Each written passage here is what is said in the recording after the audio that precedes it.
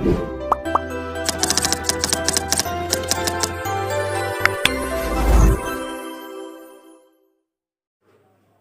to all, welcome to Upcoming Pharmacy channel. I am extremely sorry. நான் 1 year வந்து இந்த சேனல்ல வீடியோ போடல. நிறைய பேர் என்கிட்ட கேட்டுட்டு இருந்தீங்க வீடியோ ஒரு போட்டுருமா அப்புறம் போடுங்க அப்புறம் சொல்லிட்டு இருந்தீங்க. பட் என்னால் வீடியோ போட முடியாத ஒரு சுச்சுவேஷனில் இருந்தேன். ஸோ என்னன்னா நான் ஒர்க் பண்ணிட்டு இருந்தேன். நான் ஆக்சுவலாக பிஃபார்ம் படிச்சிருக்கேன் எல்லாருமே தெரியும்.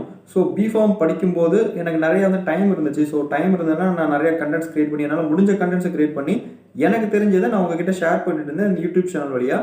பட் நான் கரெக்டாக December 30, 2023 வந்து நான் பிஃபார்ம் கம்ப்ளீட் பண்ணேன். இந்த லாஸ்ட் எக்ஸாம் நடந்துச்சு எனக்கு.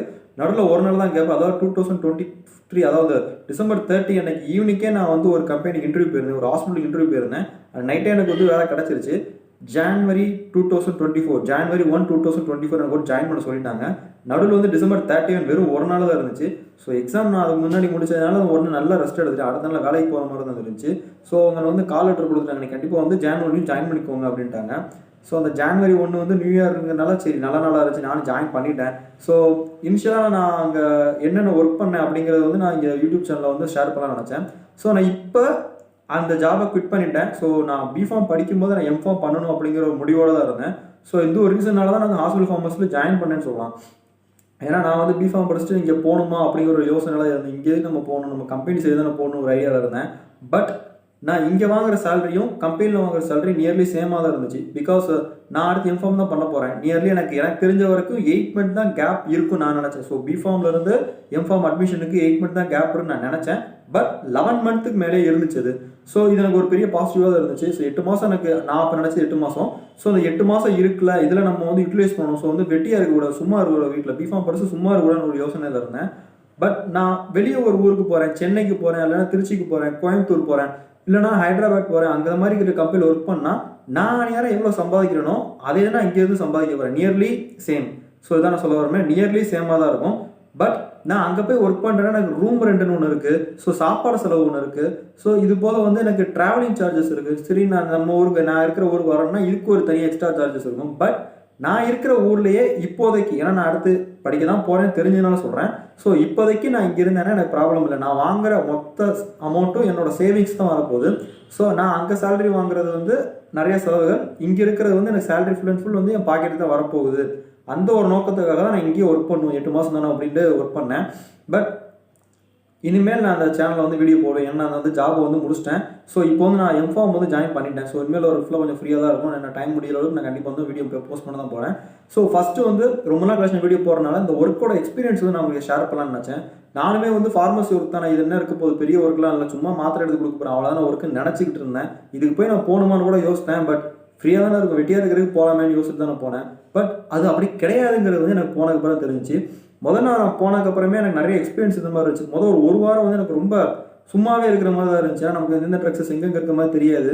பட் அந்த டைமிங்கில் வந்து எனக்கு இருக்கிற டாக்டர்ஸ், அதாவது அங்கே ஒரு டாக்டர் தான் வந்து ஹெட்டாக இருக்காங்க, டாக்டர் தான் ஓனர். ஸோ அந்த டாக்டர் என்ன சொன்னாங்கன்னா, நீங்கள் எக்ஸ்பைரி வேலையை ரொம்ப பாருங்கள், ஸோ எக்ஸ்பைரி வந்து நீங்கள் ரொம்ப கான்சன்ட்ரேட் பண்ணுங்கிற மாதிரி என்கிட்ட சொல்லியிருந்தாங்க. ஸோ எக்ஸ்பைரி ட்ரக்ஸஸ் என்னென்ன இருக்குது, என்னெல்லாம் ரேக்கில் இருக்குது, என்னெல்லாம் பாக்ஸாக இருக்குது, என்னெல்லாம் இருக்குங்கிறத தனியாக பிரிக்கிறது தான் வந்து மெயினான ஒர்க்கை வந்து ஒரு 2 months நான் பண்ணிகிட்டு இருந்தேன். ஸோ ஃபார்மசி அப்படிங்கிறப்போ வந்து மாத்திரை எடுத்து கொடுக்குறது மட்டும் ப்ராசஸ் இல்லை, அதுக்கு பின்னாடி நிறையா ப்ராசஸ் இருக்குங்கிறது எனக்கு அப்போ தான் தெரிஞ்சிச்சு. ஒன்று எக்ஸ்பைரி, நான் ஒன்று வரிசையாக சொல்கிறேன், அதையும் நீங்கள் தெரிஞ்சுக்கோங்க. எக்ஸ்பைரி எனக்கு கொடுத்தது. ஸோ அதனால் வந்து என்னென்ன ஸ்டெப்ஸில் ஒரு மாத்திரை ஒரு ஸ்டெப் நம்ம பார்த்தா தான் வந்து என்னென்ன எக்ஸ்பைரியில் இருக்குது அப்படிங்கிறது தெரியும். எதனால் சொல்கிறேன்னா, ஃபார் எக்ஸாம்பிள் இப்போ ஒரு பேராசிட்டமால் டேப்லெட் வந்து எக்ஸ்பைரி ஆயிடுச்சு, நான் அதை எடுத்து வச்சுட்டேன். ஸோ அதுக்கப்புறம் வந்து இந்த கம்பெனிக்கு நான் வந்து கொடுக்கணும். ஸோ எந்த கம்பெனி நம்ம வாங்கியிருக்கோன்னு பார்த்து அந்த கம்பெனி நம்ம பொருளை கொடுக்குறோம். மறுபடியும் அதே கம்பெனியோட அதே பேராசிட்டமால் மறுபடியும் அந்த ரேக்கில் இருந்துச்சு, அதே பாக்ஸ் வேற எங்கேயா கிடச்சிச்சுன்னா மறுபடியும் நம்ம திருப்பி வந்து அவங்கள கூப்பிட்டு கொடுக்கணும். ஸோ வந்து ஒரு லாங் ப்ராசஸ் போயிட்டே இருக்கும். ஸோ ஒரு எக்ஸ்பைரி எடுக்கிறதுலையும் கவனமாக எடுக்கணும்.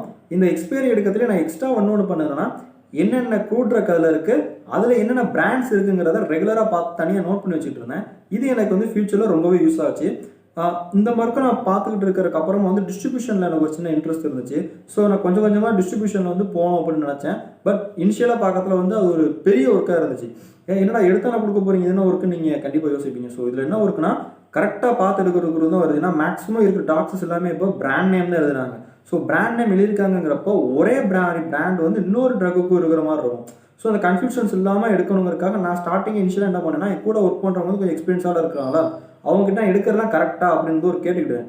ஸோ ஒரு வாரம் அப்படி பண்ணிட்டு இருந்தேன். அதுக்கப்புறம் எனக்கு நல்லா பழக ஆரம்பிச்சிருச்சு. ஸோ நானே வந்து ஃபுல் அண்ட் ஃபுல் எடுத்து நானே பில்லு போட்டு எல்லா வேலையும் நான் கற்றுக்கிட்டேன். மேக்ஸிமம் 1 2 வீக்ஸில் நான் எல்லா வேலையும் கற்றுக்கிட்டேன். இந்த ப்ராசஸை கற்றுக்கிட்டதுக்கு அப்புறமா இன்னொரு ஒரு பெரிய இதில் சந்தோஷம்னா, ஒரு சில பேஷண்ட்ஸ் வந்து நீங்கள் எடுங்க அப்படின்னு சொல்லுவாங்க. ஸோ அவங்க வந்து மேபி என் கூட இருக்கிறவங்க வந்து என்னை தப்பாக நினைப்பாங்க, என்னை தப்பாக இவனுக்கு மட்டும் கொடுக்குறான், அந்த மாதிரி ஒரு இஷ்யூ வரும். ஸோ இது தாண்டி வந்து ஒரு பேஷண்ட் நம்மக்கிட்ட வந்து நீங்கள் எனக்கு எடுத்து கொடுங்க, நீங்கள் தான் எனக்கு கரெக்டாக எடுப்பீங்க, நீங்களே எனக்கு எடுங்க அப்படின்னு சொல்கிறதுல வந்து ஒரு நமக்குள்ள ஒரு சின்ன பெருமை வரும். ஸோ இது வந்து நான் எப்படி இது கற்றுக்கிட்டேன் அப்படின்னா, நான் பேஷண்ட்டை கொடுக்கறதுக்கும் மிச்சவங்க கொடுக்கறதுக்கும் ஒரு சின்ன டிஃபரன்ஸ் இருந்துச்சு. ஏன்னா ஒரு பேஷண்ட் கேட்குறாங்க, அவர் கேட்பாங்க என்கிட்ட, ஸோ இந்த டேப்லெட் நம்ம எதுக்காண்டி போடுறோம், ஸோ இந்த டேப்லெட் வந்து எதனால் நான் போடணும், எவ்வளோ நாள் போடணும், எவ்வளோ போடணும் அப்படிங்கிற கேள்விகள் எல்லாமே என்கிட்ட அதிகமாக கேட்பாங்க. ஸோ ஒரு பேஷண்ட்டுக்கும் அவங்க கொடுக்குற ப்ரிஸ்கிரிப்ஷனில் இந்த மாத்திரை என்ன யூஸுக்காண்டி, இதில் நீங்கள் எவ்வளோ போடணும், எந்த குவான்டிட்டியில் போடணும், எந்த அளவுக்கு நீங்கள் எடுத்துக்கிட்டால் ரொம்ப நல்லது, ஸோ எந்த டைமிங்கில் போடணும் அப்படிங்கிற ஒரு விஷயத்தையும் நான் வந்து கரெக்டாக அவங்களுக்கு சொல்கிறதுனால அவங்க திருப்பி என்கிட்டே வந்து தம்பி நீ இது எதுக்கு போடணும், இது எதுக்கு போடணும் அப்படின்னு என்கிட்ட நிறைய கேட்பாங்க. ஸோ அவங்க எடுத்துகிற ஒரு ப்ரிஸ்கிரிப்ஷனை டேரெக்டாக யார் இருந்தாலும் என்கிட்ட கொடுக்குறது வந்து ஒரு சின்ன எனக்கு ஒரு சந்தோஷமாகவும் இருக்கும். ஸோ இது ஒரு ப்ராசஸ் வந்து எனக்கு ரொம்பவே பிடிச்ச ப்ராசஸாக இருந்துச்சு. ஸோ அது போக நான் ப்ரிஸ்கிரிப்ஷனை பார்க்கறதுல அவங்க எந்தெந்த மாத்திரை எதுக்கு போடுறாங்கிறது நான் நிறையா பார்ப்பேன். ஸோ இது மூலம் என்னென்னா எந்த மாத்திரை வந்து அதிகமாக சேல்ஸ் ஆகுது அப்படிங்கிறது வந்து என்னால் ஈஸியாக டிடெக்ட் பண்ண முடிஞ்சிச்சு. ஃபார் எக்ஸாம்பிள் வந்து நம்ம இந்தியாவில் இருக்கிறோம், அதான் நான் அந்த ஹாஸ்பிட்டல் வர்றவங்க இந்தியாவில் இருக்கும் நிறைய சுகர்ஸ் இருக்குது. பட் இருந்தாலும் அந்த ஹாஸ்பிட்டல் வர்றவங்க நான் பார்த்தது ப்ரெஷர் நிறைய பேத்துக்கு இல்லைனாலும் சுகர் அதிகமாக இருக்குது. இது போக கொலஸ்ட்ரால் தான் அதிகமாக இருந்த மாதிரி இருந்துச்சு. நான் பார்த்த ஃபைலில் எல்லாம் நிறைய இருக்கிற எல்லாருமே வந்து அதிகமாக கொலஸ்ட்ரால், அதிகமாக சுகர். ஸோ இந்த டிசீஸ் தான் வந்து அதிகமாக இருக்குது. ப்ரெஷர் கூட வந்து ரொம்ப கம்மியாக தான் இருந்த மாதிரி இருந்துச்சு. ஸோ இது எதுக்காண்டி சொல்கிறேன்னா, அடுத்த ஒர்க்குக்கு நான் அதாவது அடுத்த பொசிஷன் நான் மூவ் ஆனது என்னன்னா, இருக்கிற ஒரு ஃபார்மசி, அதாவது நீங்கள் ஹாஸ்பிட்டல் ஃபார்மசி இருந்தாலும் சரி, ரீட்டைல் இருந்தாலும் சரி, ஹோல்சேல் இருந்தாலும் சரி, இங்கே என்னென்னா பேஷண்ட்டுக்கு என்ன ட்ரக் தேவைப்படுது அப்படிங்கிறது ரொம்பவே இம்பார்ட்டன்ட். ஸோ அதிகமாக நம்மக்கிட்ட வந்து பேஷண்ட் வராங்க அப்படிங்கிற பட்சத்தில் சீக்கிரமாக வந்து குவான்டிட்டிஸ் ஆஃப் டேப்லெட்ஸ் வந்து நமக்கு வெளியே போய்கிட்டே தான் இருக்கும். ஸோ இது சேல்ஸ் ஆகிக்கிட்டே இருக்கும். ஸோ எந்த பேஷண்ட் எந்த பிராண்டில் வாங்குறாங்க அப்படிங்கிறத நான் அதிகமாக பார்த்துட்டு இருந்தேன். ஸோ ஃபேஸை பார்த்து கண்டுபிடிச்சிட்டு இவருக்கு வந்து கொலஸ்ட்ரால் இருக்குது, இவர் வந்து அந்த பிராண்ட் நேம் யூஸ் பண்ணி இந்த பிராண்ட் தான் வாங்குறாரு அப்படின்னு. ஸோ அந்த பேஷண்ட்டை பார்த்த உடனே அந்த பிராண்ட் நம்மகிட்ட இருக்கா இல்லையா அப்படிங்கிற பார்க்குற மாதிரி இருக்கும். ஸோ அதே எந்த பிராண்ட் வாங்குறாங்களோ அதே நம்ம திருப்பி ஆர்டர் போட்டு வாங்குறது வந்து அந்த பேஷண்ட்டுக்கு ரொம்ப ஹெல்ப்ஃபுல்லாக இருக்கும். ஸோ ஒரு சில பேஷண்ட் போனோம்னா இதே ட்ரக் தான் நான் ஃபாலோ பண்ணணும், இதே பிராண்ட் தான் நான் ஃபாலோ பண்ணணும்னு சொல்லுவாங்க. ஸோ இந்த இடத்துல நான் இந்த பேஷண்ட் இதை வாங்குறாங்கன்னா நாங்கள் திருப்பி டாக்டர்கிட்ட வந்து எழுதி கொடுப்போம். ஸோ இந்த பேஷண்ட் இந்த மாத்திரை வாங்கிக்கிட்டே இருக்காங்க, ஸோ அவங்க கரெக்டான ப்ரிஸ்கிரிப்ஷன் வச்சுருப்பாங்க, எந்த மாத்திரை அதிகமாக வாங்குறாங்கிற நாங்கள் டாக்டர் எழுதுவோம். டாக்டர் தான் எங்கள் ஹாஸ்பிட்டலை பொறுத்த வரைக்கும் ஆர்டர் போடுவாங்க. நாங்கள் எந்தெந்த ட்ரக்ஸஸ்லாம் அதிகமாக சேல்ஸ் ஆகுது அப்படிங்கிறதும் எக்ஸ்ட்ராவாக வந்து எந்தெந்த டேப்லெட்ஸ் நம்மக்கிட்ட இப்போ ரொம்ப ஷார்ட்டேஜாக இருக்குது, ரொம்ப வந்து கம்மியாக இருக்குது அப்படிங்கிற குவான்டிட்டியை நாங்கள் எழுதி கொடுப்போம். ஸோ அதை வச்சு தான் அவங்க இது பண்ணுவாங்க. ஸோ அதுவும் வந்து அடுத்த கூடிய சீக்கிரம் நானே எழுத ஆரம்பிச்சிட்டேன். ஸோ டாக்டர்ஸ் வந்து அடுத்து நாங்கள் ஒர்க் பண்ணுறதை பார்த்து நீங்கள் எழுதுங்க அப்படின்னு எங்ககிட்ட கொஞ்சம் பொறுப்பு ஒப்படைப்பாங்க. ஏன்னா அப்போ தான் ஜாயின் பண்ணியிருந்தேன். ஸோ பேஷண்ட்ஸ் இங்கே கொடுக்குற ஃபீட்பேக் ஆகட்டும், ஸோ நாங்கள் எப்படி ஒர்க் பண்ணுறோங்கிறதாகட்டும், அப்போ தான் பார்த்து எங்ககிட்ட கொஞ்சம் ஒர்க் கொடுக்க ஆரம்பித்தாங்க. ஸோ இந்த ஒர்க்குமே எனக்கு அதில் வந்து ரொம்ப பிடிச்சிருந்துச்சு. ஸோ ஒரு ஃபார்மசியில் வந்து இவ்வளோ ஒர்க்கு இருக்குங்கிறதே எனக்கு அப்புறமா தான் தெரிஞ்சிச்சு. ஸோ இது போக பாக்ஸஸ் வரும். ஸோ அவங்க ஆர்டர் போடுற பாக்ஸஸ் இருக்கு இல்லையா, அந்த பாக்ஸஸ் எல்லாமே அந்த பில்லில் போட்டிருக்க குவான்டிட்டி கரெக்டாக இருக்கா, அந்த பில்லில் போட்டிருக்கிற அமௌண்ட்டு தான் நம்ம கொடுக்குறோமா அப்படிங்கிற எல்லாமே நம்ம பார்க்குற மாதிரி இருக்கும். ஸோ இதையும் தாண்டி அவங்க கொடுக்குற குவான்டிட்டி வந்து நம்ம எக்ஸ்பீரியான ஸ்டாக்கும் கொஞ்சம் கொடுத்துருப்போம். சரி, ஒரு கம்பெனி இருக்குன்னா அது எக்ஸ்பீரியான இதுக்கும் நம்ம கொடுத்துருப்போம். ஸோ அதுக்கு காம்போசிட்டாக நமக்கு என்ன தராங்க அப்படிங்கிற குவான்டிட்டி மென்ஷன் பண்ணியிருக்கணும். ஸோ இல்லைன்னா நம்ம அவங்கள கேட்டு வாங்கணும். ஸோ ஏதாச்சும் ஒரு ப்ராடக்ட் எக்ஸ்பைரி இருக்குது அப்படின்னா நம்ம அவங்கள கொடுக்குறோம், கொடுத்ததுக்கு பதிலாக அவங்க வேறு என்ன தராங்க, இல்லைன்னா அடுத்த பில்லில் வந்து டிஸ்கவுண்ட் பண்ணியிருக்காங்களா இல்லையா அப்படிங்கிற நம்ம செக் பண்ணணும். ஸோ செக் பண்ணி நம்ம டாக்டர்கிட்ட சொன்னால் தான் அவங்க வந்து அடுத்த ஸ்டெப்பை வந்து மூவ் பண்ணுறது இது எல்லாமே வந்து நாங்கள் கற்றுக்கிட்டோம். இந்த ஃபார்மசி ஒர்க்கை பொறுத்தவரைக்கும் ஆண்டர்பிரினர்ஷிப்பை நான் கற்றுக்கொடணும் அப்படின்னு ஒரு சின்ன ஒரு ஆசை இருந்துச்சு. ஸோ இதில் நான் என்ன பண்ணேன்னா, ஒரு பேஷண்ட் வந்து எங்ககிட்ட ப்ரிஸ்கிரிப்ஷனை கொடுக்குறாங்க அப்படின்னா அந்த பேஷண்ட் வந்து என்னென்ன மாத்திரலாம் சாப்பிட்றாங்க, எவ்வளோ குவான்டிட்டியில் சாப்பிட்றாங்கிறத பார்த்துட்டு, ஸோ இதை தாண்டி வந்து அந்த பேஷண்ட் என்னெல்லாம் பிராண்ட் சாப்பிட்றாங்கிறத நல்லா நோட் பண்ணிச்சுக்கிடுவேன். ஸோ எங்ககிட்ட அந்த பிராண்ட் கண்டிப்பாக இருக்கும். ஸோ அந்த பிராண்டை வந்து ரெகுலராக வந்து மானிட்டரைஸ் பண்ணிகிட்டே இருப்பேன். ஸோ வந்து பேஷண்ட் அந்த டேப்லெட் வந்து கரெக்டாக இருக்கா இல்லையா, கரெக்டான குவான்டிட்டி இருக்கா இல்லையா, ஸோ நாளைக்கு அவங்க வந்தாங்கன்னா இருக்குமா இல்லையா அப்படிங்கிறத நான் வந்து அந்த ஸ்டாக் மெயின்டைன் பண்ணி அந்த ஸ்டாக் நீட் நோட் ஒன்று இருக்கும். அது எதுக்காண்டினா அந்த கரெக்டாக அந்த ட்ரக் வந்து முடிகிற நேரத்துக்கு முன்னாடி நாங்கள் ஆர்டர் போடுவோம். ஸோ அந்த நேரத்தில் எழுதி வச்சுட்டே வருவோம். ஸோ அடுத்த என்னைக்காச்சும் இந்த பேஷண்ட் நம்மகிட்ட வராங்க அப்படின்னா நமக்கு அது இல்லைன்னு சொல்லக்கூடாது. ஸோ இல்லைன்னு சொன்னால் அது ஒரு மாதிரியாக இருக்கும், அவங்க பேஷண்ட் நம்ம இன்னும் இல்லைங்கிறாங்களே அப்படிங்கிற மாதிரி ஒரு இது இருக்கும். அடுத்த 2 நாள் கழிச்சு வரணும், அலையணுங்கிற மாதிரி இந்த பேஷண்ட் கன்வீனியன்ஸ் வந்து கரெக்டாக இருக்காது. ஸோ இந்த நீட் நோட்டுங்கிற போட்டு தனியாக ஒரு நோட்டு போட்டு இதை நாங்கள் எழுதி டாக்டரோட கொடுத்தேன். டாக்டர் தான் எங்கள் ஹாஸ்பிட்டல் பொறுத்த வரைக்கும் ஆர்டர் போடுவாங்க. ஸோ இந்த மாத்திரலாம் அவ்வளோ கம்மியாக இருக்க மாட்டேன் அப்படின்னா அவங்க உடனே ஆர்டர் போட்டுருவோம். அடுத்து இந்த பேஷண்ட் வரத்தில் இன்னும் கொஞ்சம் ஈஸியாக இருக்கும். ஏன்னா ஒரு பேஷண்ட் வந்து என்ன நினைப்பாங்கன்னா, அந்த ஃபார்மசிக்கு போனால் அவங்க ஃபேஸை பார்த்தேன் இவங்க இந்த மாத்திரை சாப்பிட்றாங்கிறது தெரிஞ்சுக்கணும்னு ஆசைப்படுவாங்க. ஸோ அதனால் அவங்கள பார்த்த உடனே நான் அந்த டேப்லெட் எடுக்க ஆரம்பிச்சு, அந்த டேப்லெட் அவங்க சாப்பிட்றாங்க ப்ரிஸ்கிரிப்ஷன் பார்க்காம எடுக்க ஆரம்பிச்சிடுவேன். எடுத்ததுக்கப்புறமா அந்த ப்ரிஸ்கிரிப்ஷனை பார்த்து எல்லாம் கரெக்டாக இருக்குன்னு சரி பார்த்து நாங்கள் கொடுக்குறது வந்து அவங்களுக்கு ஒரு சாட்டிஸ்ஃபேக்ஷனாக இருக்கும். ஸோ இதனால் அந்த மெத்தடை ஃபாலோ பண்ணது வந்து எனக்குமே ரொம்ப யூஸ்ஃபுல்லாக இருந்துச்சு, சேம் டைம் பேஷண்ட்ஸ்க்குமே ரொம்ப யூஸ்ஃபுல்லாக இருந்துச்சு. ஸோ நீங்கள் ஃபார்மசி கிரியேட் பண்ண போகிறேங்கிறீங்கன்னா இது வந்து ஒரு இப்போ இருக்கிற சுச்சுவேஷனில் சொல்கிறேன். இப்போ நிறைய Q&Q ஃபார்மசின்னு ஒன்று இருக்குது, மெட்ப்ளஸ் இருக்குது, அப்பளோ இருக்குது. ஸோ இதுக்கு நடுவில் நீங்கள் எப்படி ஸ்பெசிஃபிக்காக தெரியணுங்கிறத நீங்கள் பார்த்தீங்கன்னா தான் நல்லா ப்ராஃபிட் பண்ண முடியும், பேஷண்ட்டுக்கும் வந்து நல்ல ப்ராடக்டாக கொடுக்க முடியும். அது மட்டும் இல்லாமல் நீங்கள் ஒரு ஹாஸ்பிட்டல் ஃபார்மசிஸ் ஒர்க் பண்ணாலும் சரி, ரீட்டைல் ஒர்க் பண்ணாலும் சரி, ஹோல்சேல் ஒர்க் பண்ணாலும் சரி, அவங்க உங்ககிட்ட எதிர்பார்க்குறேன்னா அந்த ஓனர் அவங்க எதிர்பார்க்குறது என்னன்னா, நம்ம வந்து கரெக்டாக ஒர்க் பண்ணுறோமா, கரெக்டான டயத்துக்கு வருமா இல்லைங்கிறத தவிர நம்ம எவ்வளோ நாலேஜபிளாக இருக்கும் அப்படிங்கிறதையும் பார்ப்பாங்க. சப்போஸ் அந்த இடத்துல யாருமே இல்லை, ஸோ உங்களை தவிர ஃபார்மசியில் இருக்கிறவங்க வேறு யாருமே இல்லைனாலும் அந்த சுச்சுவேஷனை உங்களால் ஹேண்டில் பண்ண முடியுமா, அந்த கட்ஸ் உங்ககிட்ட இருக்காங்களே அதிகமாக பார்ப்பாங்க. ஸோ இதெல்லாம் நீங்கள் வந்து ஈஸியாக கற்றுக்கிட்டா வந்து ரொம்பவே உங்களுக்கு யூஸ்ஃபுல்லாக இருக்கும். ஸோ இதெல்லாம் போக நம்மளோட ஒர்க்கை வந்து ரொம்பவே ஈஸியாக்கிறதுக்கு கம்ப்யூட்டரைஸ்டு பில் அப்படிங்கிறது வந்து இப்போ ரொம்பவே ஃபாலோ பண்ணிட்டு இருக்கோம் எல்லாருமே. ஸோ இதில் நம்ம எப்படி ப்ராப்பராக ஃபாலோ பண்ணுறது அப்படின்னா, நம்ம ஸ்டாக் ஏற்றுறோம் இல்லையா, அதோட ப்ராப்பரான பேட்ச் நம்பர், அதோட ப்ராப்பரான எக்ஸ்பைரி டேட்டு இதெல்லாம் போட்டு ஸ்டோர் பண்ணுறது வேறையாக இருக்கும். பட் நம்ம பில்லு போடுறது வந்து அதோட எக்ஸ்பைரி டேட் வேறையாக இருக்கும். ஸோ இது வந்து நீங்கள் கண்டிப்பாக வந்து ஸ்டாப் பண்ணி ஆகணும். ஸோ இதுவுமே நாங்கள் ரொம்பவே வந்து நாங்கள் ஃபோக்கஸ்டாக இருந்த மாதிரி இருந்தோம். ஸோ என்னதான் பண்ணாலும் எங்களுக்குமே நிறைய மிஸ்டேக்ஸ் வந்துட்டு தான் இருந்துச்சு. ஸோ என்ன சொல்ல வரேன் அப்படின்னா, நம்ம ப்ராடக்ட் வாங்குகிறோம், ஸோ அந்த ப்ராடக்ட் வந்து அதோட பேட்ச் நம்பர், அதோட எக்ஸ்பைரி படி நம்ம வந்து ஸ்டாக் ஏற்றிருப்போம் கம்ப்யூட்டரில். பட் பில்லு போடுறதுல நம்ம அதே இதுலேயே பில்லு போட்டோம்னா, ஸோ என்ன எக்ஸ்பைரியில் வாங்குகிறோம், என்ன பொருள் நம்ம கொடுக்குறோமோ அதே எக்ஸ்பைரியில் என்ன பொருள் நம்ம கொடுக்குறோமோ அதே பேட்ச் நம்பரில் நம்ம பில்லு போட்டு கொடுத்தோம்னா நாளை பின்ன நம்ம வந்து அதை பார்க்குறதுக்கு ரொம்ப ஈஸியாக இருக்கும். ஸோ நம்மக்கிட்ட எவ்வளோ ப்ராடக்ட் இருக்குது, ஸோ எந்த பேட்ச்சில் எவ்வளோ ப்ராடக்ட் இருக்குது, எந்த எக்ஸ்பைரியில் எவ்வளோ ப்ராடக்ட் இருக்குது அப்படிங்கிறத பார்க்கறதுக்கு ரொம்ப ஈஸியாக இருக்கும். ஸோ நீங்கள் நாளைக்கு ஃபார்மசி போகணும் அப்படின்னா கரெக்டாக எவ்வளோ எடுக்கிறோமோ, எந்த குவான்டிட்டி எவ்வளோ எடுக்கிறோமோ அதுக்குரிய பேட்சில் அதுக்குரிய எக்ஸ்பைரியில் பில்லு போட்டிங்கன்னா நாளைக்கு நீங்கள் வந்து அதை எக்ஸாமின் பண்ணுறதுல வந்து ரொம்பவே யூஸ்ஃபுல்லாக இருக்கும் உங்களுக்கு.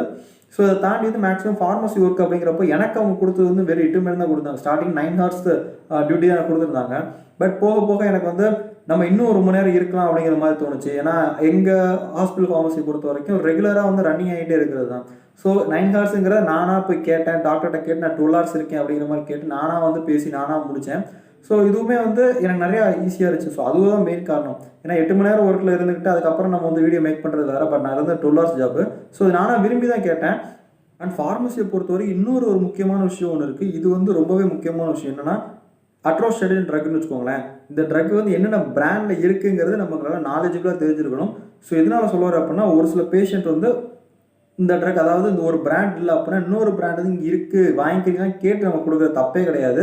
ஸோ ரெண்டுமே ஒன்று அப்படிங்கிறத வந்து நம்ம வந்து பேஷண்ட்டுக்கு கரெக்டாக புரிய வச்சு, ஸோ ரெண்டுமே கிட்டத்தட்ட ஒரே ட்ரக் தான், எல்லாமே கண்டிப்பாக ஒரே ட்ரக் தான், நீங்கள் இதை தாராளமாக சாப்பிட்லாம் அப்படிங்கிறத அவங்களுக்கு புரிய வச்சு கொடுத்தோம்னா அதுவுமே சேல்ஸ் ஆகும். எதனால் சொல்ல வரேன்னா, நம்ம 2-3 பிராண்டில் வாங்கியிருப்போம், ஒரே பிராண்டு மட்டும் போய்கிட்டே இருக்குது அப்படிங்கிறப்போ இன்னொரு பிராண்ட் நம்மகிட்ட நம்ம வாங்கின பொருள் கூடிய சீக்கிரம் எக்ஸ்பைரி ஆயிடும். ஸோ இதை நம்ம தவிர்க்கிறதுக்கு இந்த மாதிரி பேஷண்ட் கிட்ட கரெக்டாக சொல்லி நம்ம ஃபாலோ பண்ணலாம். சப்போஸ் ஹாஸ்பிட்டல் ஃபார்மசியில் இருக்கீங்க அப்படிங்கிற பட்சத்தில் டாக்டர்கிட்ட நீங்கள் போய் சொல்லலாம், சார் இந்த மாதிரி வந்து இந்த பிராண்ட் எழுதிட்டே இருக்கீங்க, பட் இந்த பிராண்ட் வந்து நீங்கள் வாங்கினது ரொம்ப நாளாக இருக்குது அப்படிங்கிறத நம்ம ரெகுலராக சொல்லிகிட்டே இருக்கணும். இந்த ஒர்க்கும் நான் கடைசியாக ரொம்ப தீவிரமாக தான் பார்த்துட்டு இருந்தேன். ஏன்னா ஒரே பிராண்டு இருந்து டாக்டர் எழுதிக்கிட்டே இருப்பாங்க.